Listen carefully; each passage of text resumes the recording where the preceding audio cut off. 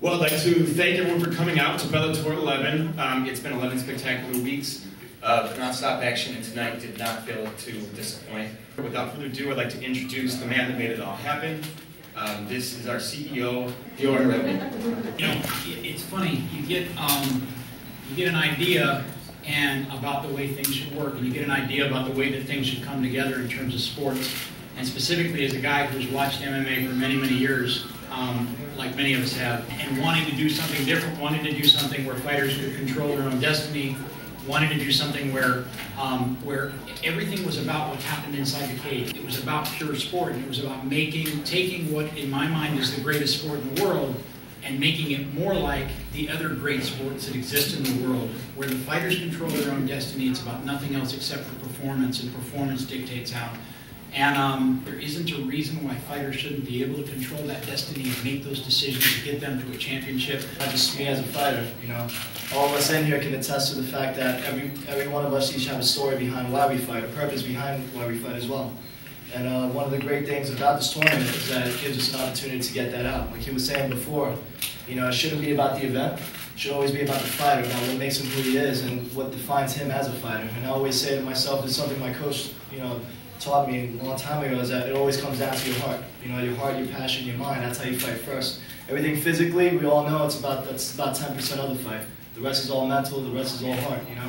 One thing that brought me here and kind of defined me as a fighter was the fact that I didn't really have a father around. You know, and on part of that, I wanted to thank my coaches who took me in, you know, open hands 4 years ago. I never punched or kicked a day in my life. Never did martial arts or anything like that, but he took me in and took me on almost like his own son. And he taught me everything I know. So, you know, with that, I wanted to thank them both, you know, the Shulmans. They took me as their family, you know, and now I want to give back to, you know, to not just my family, I'm also an instructor. And I want to give away all the things that I've been taught as well. So that's something I kind of wanted to get out. Quiero dar las gracias al evento. To the Bellator event for giving him an opportunity to participate. He's very grateful to Alliance MMA in San Diego, California for training him, preparing him for this event. Jimmie Rivera, one of the instructors there, and Aaron Fierro as well. Thanks to the Dominican, the country Dominican Republic, and all the members of the Fight Training Academy, which is his school in the Dominican Republic, for supporting him till now. Thank you to Lyman Good. We both arrived at the finals, showing everybody that we're both very good. There's always a winner and a loser in every fight, but I'm going to prepare myself for the future. He spent a lot of time training outside of the Dominican Republic for the first time in his life, 8 weeks away from home, and he didn't say so, but you know, he's been telling us that it wasn't too cool. But he's going to continue to train and hopes to be invited back for the next tournament so that he can show that he's really made it. Muchas gracias. I'm very non-complacent with my training, with myself as a fighter, and I know I definitely have a lot to learn. So from now until then, I'm definitely going to be busy. Definitely stay fighting and stay in the shape that I'm in. If not, definitely improve, because there's always room for improvement, no matter how good you are as a fighter. Well, I guess nothing seems to faze it, because at least I'm not getting shot at, right? You know. But you know, while I have this chance, I really like to thank my coach, you know, Jimmie Rivera, who is a big brother, an inspiration, who has done so much for me in the last few years.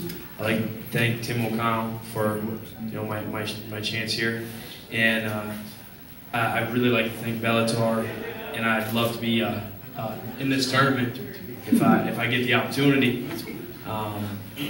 I'm overwhelmed right now, really. I just love being here.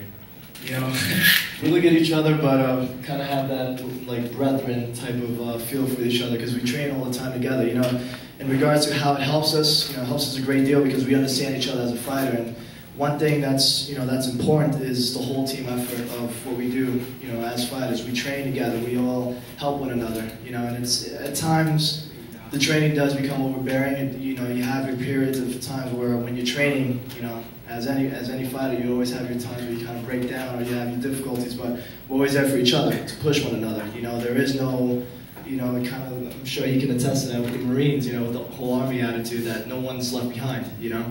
When we train to push one another. We train to really go at it, and we push each other to try to be the best that we can, be as much prepared as possible. So the whole team element of it, you know, definitely goes a long way as far as the results that we get from it. You know? Well, I was definitely in the gym because I'm consistently always training. So I found out late last night, that I was flying out this morning at 6 a.m. So it was quite last minute, but I jumped at the opportunity. And it was an honor to fight for Bellator, and so I thank them for giving me the opportunity. Yeah, I had a very short notice. I was told last night by my manager I was going to get on a flight at 6 a.m. and weigh in. I waited about 4 o'clock today and ate and drank, and you know, I was training though. So like I said, I'm always training, and I'm always in the gym, so continuously learning. So there's never really an off period. But yeah, I was ready for it. I think because of the fact that I've been in, you know, sleeping in my training facility for about a good 4 months or so, I think in commemoration of the efforts behind doing all that, I might just leave it there, you know, because this is kind of, you know, it's sort of an emblem of all of our hard work, because again, it's a whole team thing. They've been there every step of the way with me, so if I could just leave this there as a way, or sort of an incentive to have everybody in our fight team look at it, you know, and kind of give them that push to see where the efforts are going to lead to, and I just leave it there. I want one. If we fight in New York, you see the crowd out there, it's about 400 to 500 people. Just think double that in New York City, because that's how it is all the time. We have actually Combat of the Capital Kickboxing, which is amateur and pro. That place gets filled to the place where they can't have any more people come in anymore. So, and sometimes, you know, they sell illegal tickets in there and stuff. But it'd be a big turnout, and it'd be sick and great to have it right in our backyard. What did I feel when I threw the knee? Well, he had his hands up, and I just threw it. Just pure instinct, I guess. I just been practicing a lot, and then I threw it, and I knew I landed it, and like he went back. I wasn't sure if he was out or not, and my mom actually, she kind of yelled at me a little bit. She's like, "He was knocked out. Why'd you hit him?" So I hit him, and then he went out, and then I hit him again, and afterwards, I don't know, I did a weird dance, and I was just pumped up. And how many views on YouTube? I don't know. Hopefully a lot. I mean, I hope I get to view it. I didn't even get to see it yet, so hopefully it's on there pretty soon. You know, going back to what I said a little bit, I always have that sense of non-complacency. So I'd always want to see myself trying to improve and get better, and always look at what's next and what's up ahead, what's the next task, what's the next level for me, you know. And I definitely think, you know, a little while from now, you know, that it would definitely be a great pleasure to try to fight somebody of his caliber. Definitely GSP, because he kind of right now represents that mark, you know, as far as a welterweight fighter, as far as his level of athleticism and everything. A lot of people look up to him as a fighter. So just out of respect, I would to answer that question would be George St. Pierre.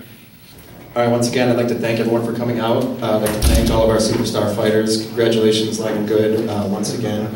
It was another fantastic night of Bellator action. So thanks again for everyone to come out, and congratulations again.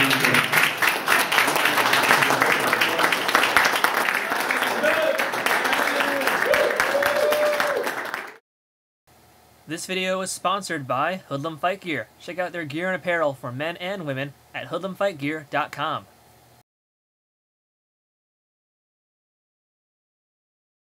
I'm sorry? Are you going to buy a new mattress or like a bed or something? No, I actually have a Tempur-Pedic in the cage, yeah.